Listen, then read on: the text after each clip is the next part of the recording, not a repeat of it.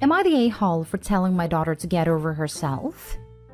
I was blessed with 3 beautiful children, and unfortunately my eldest, Brooke, passed away when she was 5 years old. It rocked my world, and I know I haven't been the same since. I went through therapy and still attend to this day, but a part of me died too. I will never let my daughter be forgotten. I bring pictures of her to events such as holiday celebrations and birthdays. I talk about her all the time. Every year on my living children's birthdays, I think of her and how her once younger siblings are now older than her. My other daughter, Marnie, is getting married next month. I asked her if she was having a memorial table, and she said no. I asked her about creating a seat for her sister who passed, as she should be a part of the day. Marnie told me no, that for once she wants a day about her. She says she couldn't have one event that wasn't about Brooke. Even her graduation, I had put a picture of her on the seat. She said I needed to stop making my grief front stage. I told her she was being incredibly selfish, and until she goes through a loss like this, she'll never understand. Marnie asked me if her kids would have to live under the shadow of Brooke too, and I told her she should be ashamed to get over herself. My son says I'm being terrible and I need to reevaluate my life. Am I the a-hole? Now for the top comments. You do realize that you've made your living children feel like they don't matter, right? You're the a-hole. I cannot imagine your loss, but you've hurt your 2 living children by never allowing them to move on. And in your fear of having Brooke forgotten, you have ensured that they resent her memory. I understand wanting to keep a loved one's memory alive, but there's a time, place, and prioritization for it. It's disrespectful to the living children too, for the lack of a better word, obsessed with someone who is no longer here. Opie's life revolves around the deceased daughter so much so that it's sickeningly offensive for Opie to put the other children second place. I'm not gonna sugarcoat my words just cause Opie's grieving. I don't like Opie at all. She's not a good or even a decent mother to her children right now. Maybe in the future as well. The other children don't have the same bond to Brooke as Opie does. They should not be subjected to Opie's obsession. I'm sure the children feel the need to compete with their dead sister for a fraction of their mother's attention. They should miss her. Pain leads to happy memories. Why would they want to forget their sister? Even her graduation, I had put a picture of her on the seat. Is Marnie happy? No. She wants her grief out of her life. I want to quasi-hijack this understandably harsh comment to add, because I know people who started therapy because of behavioral patterns that harmed their loved ones, had a misfortune of finding a really crappy therapist, and got much, much worse. Holy smokes. Get a new therapist. I want to offer sympathetic and productive advice to Opie. And the most generous thing I can assume about her is that she spent several decades seeing a wildly incompetent therapist who is completely disinterested in helping Opie have meaningful relationships with the living, or even understanding what such a thing might be. I'm going to be blunt, Opie, because apparently your own children telling you you're terrible is not enough to get through to you. Most bad parents only manage to sow discord between their living children. You've accomplished the rare feat of causing the living to resent the dead. If you do not believe in an afterlife, then it follows that none of what you are doing to remember Brooke is actually for Brooke. It's for you. Stop being selfish. If you do believe in an afterlife, then surely you understand that Brooke doesn't want a table at Marnie's wedding. She wants a place in Marnie's heart. That's not going to happen until you stop turning all of your kids' important life events into a decades-long memorial for Brooke. You're the a-hole. None of what you are doing to remember Brooke is actually for Brooke. It's for you. Over and over this. Can you imagine that you are at your graduation and your mother requests an empty chair to put your sister's photo who died over a decade or 2 ago? My 20-year-old brother ended himself and it consumed my dad. He didn't care about me or anyone else. All he cared about was my brother. It's pretty rough when your parents' favorite kid is their dead one. You're the a-hole.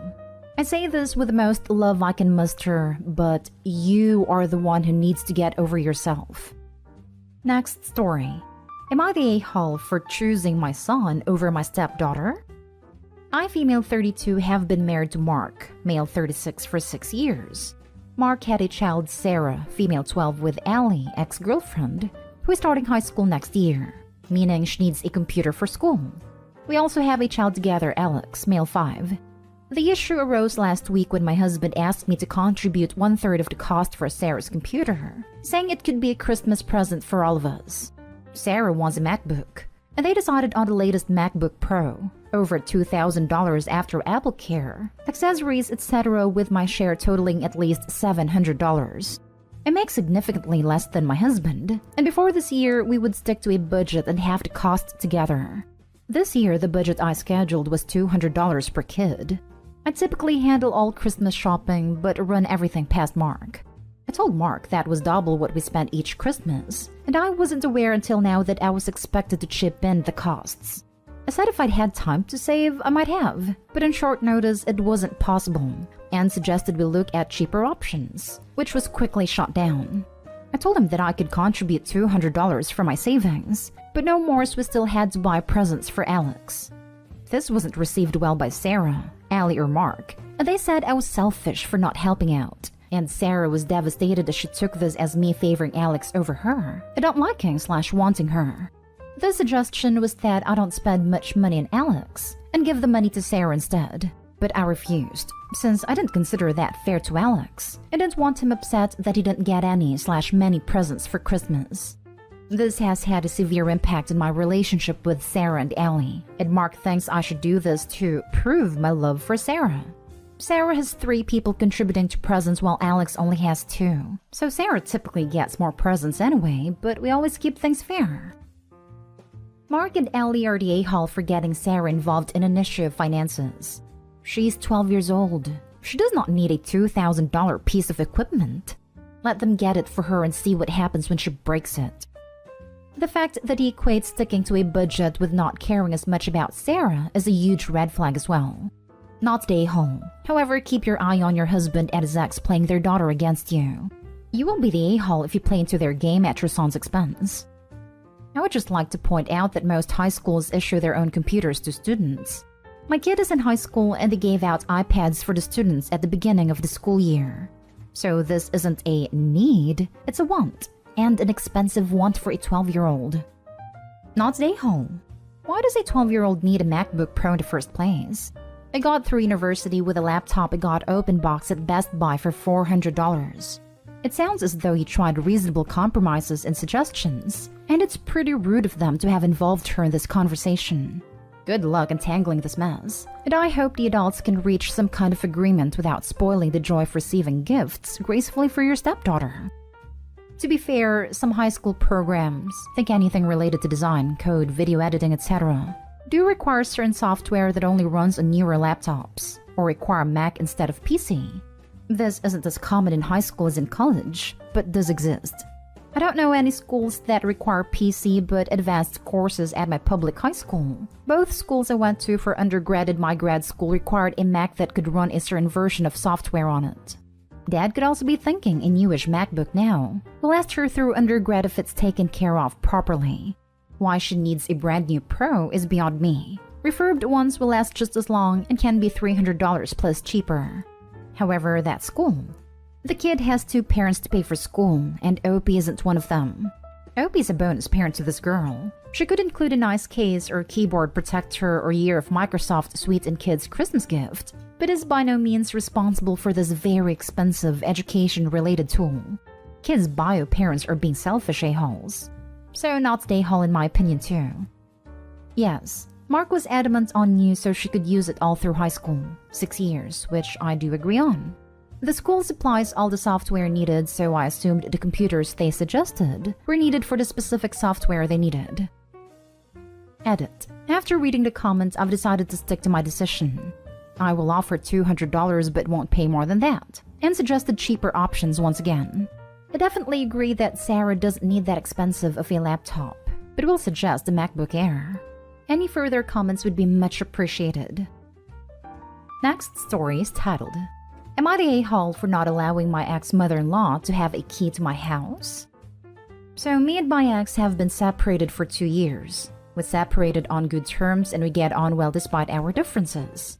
We do have a 3-year-old daughter, and he works a lot, so he doesn't get to have our daughter often. For this reason, I gave him a spare key to my house so that he could pop in and see us whenever he wanted. I completely trusted him with his key.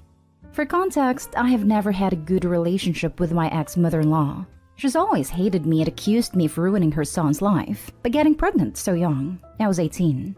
She hates me so much that when I was pregnant with our daughter, she threatened to take me to court to gain full custody of my daughter.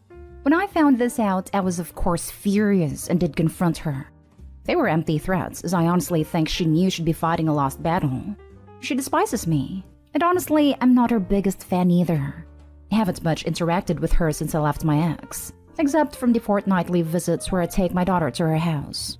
Well, my ex has been coming over to the house as usual, but has not been using his key. At first I thought nothing of this, but it became more frequent, and so I said if you're not going to use your key, I'll have it back. He then informed me that his mom had asked for the key so that she had access to the house, and to see her granddaughter whenever she wanted. He told me he agreed. I lost my temper completely. After everything I'd gone through in the past, I had absolutely no idea why he thought it would be a good idea to give his deranged mother my key. I told him I wanted it back immediately, and that I no longer wanted him to have a key. He is furious at me, saying his mother is in pieces, as all she wants is to know that she can see her granddaughter whenever she so pleases. I told him that that was in no way realistic, and that if she wished to spend time with my daughter, she could message or call me and I'd bring her over with me there in attendance. This wasn't good enough, and now him and his family are not speaking to me. So am I the a-hole? Now for the top comments. Not the a-hole. Start documenting these things. Exact dates, exactly what they do and say. This sounds like a course leading to a restraining order on the mother-in-law. Be prepared for that date. Stand your ground firmly on this issue. If he wants to invite her over while caring for his daughter, that's his choice. Giving her access to your home is a gross violation of trust, and you are right to revoke that access. Personally, don't ask for the key back. Just change the locks. It will give you peace of mind that you are safe again. I had started documenting back when she threatened custody, but stopped when we separated. I definitely think I should go back to it and continue it. Thank you. Can't emphasize enough about changing the locks. I'd also look into getting cameras as well. Time with his mother at this point needs to be only during his time with her and never on your property. Considering you didn't mention anything about a custody agreement, I'm guessing you only have an informal one. Might be time to consult an attorney about formalizing a legal one. If Grandma's feeling you are withholding her granddaughter through having normal boundaries, she likely is already looking into getting one for her son. Not stay home. Change your locks. She's likely made copies. Don't give him a key to the new lock. Locksmiths have been called. Feel like a fool for ever giving him one in the first place now. Don't. You did it because you were trying to do co-parenting. He is the one who broke your trust and is at fault. Not stay home. Most grandparents cannot see their grandkids whenever they want. They have to contact the parents and make arrangements to meet up. Your ex-mother-in-law wants that key for some other reason, and I doubt it is a good one. Get your locks changed. Even if you get that key back, they might have made a copy of it. It is not at all that expensive, even if you get a locksmith to do it. Or you can rekey the locks yourself if you are good at DIY. And I'd look for signs that someone has been in your house while you were out. She clearly wasn't using the key while you were home, but that doesn't mean she didn't snoop around while you were out. Update. Locksmith has been called. Glad I'm not going insane. Thank you all. Now for the last story. Am I the a-hole for alienating my daughter against her mother and allowing her to live with me? Context. My ex-wife Stacy and I, 37 male, met at a party in college and hit it off. We dated for 3 years during college. During the relationship, I made it clear I didn't want kids. Right after we graduated, Stacy got pregnant. She said it was caused by birth control failure. This is important for later. I didn't want the kid and tried to convince her to terminate or give the baby up for adoption, but she wanted to raise the kid. I really wanted to leave but felt guilty, so I married her out of guilt. After our daughter Madison was born, I started getting depressed. I became an alcoholic. I tried really hard to be a good dad to her. I really tried my best. When she was 5, I realized how much I hated my life. I filed for divorce and left. I made sure to always pay child support. I still loved Madison, I just couldn't be a good parent to her at a time. I stayed in Chicago for a bit, but eventually moved to Canada for a job. Still, I felt like I had no purpose. I was still depressed, and I was still drinking. I was in a pretty dark place. I even lived in my car for 3 months. Then I met my current wife, Amanda, 33 female, and we started dating. She cared about me, and I started getting my life back on track.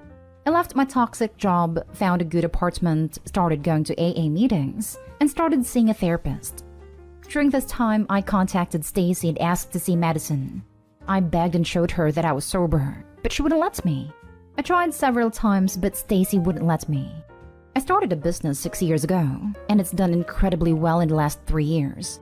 It's pulled in $3 million in profit last year. Then Amanda and I got married.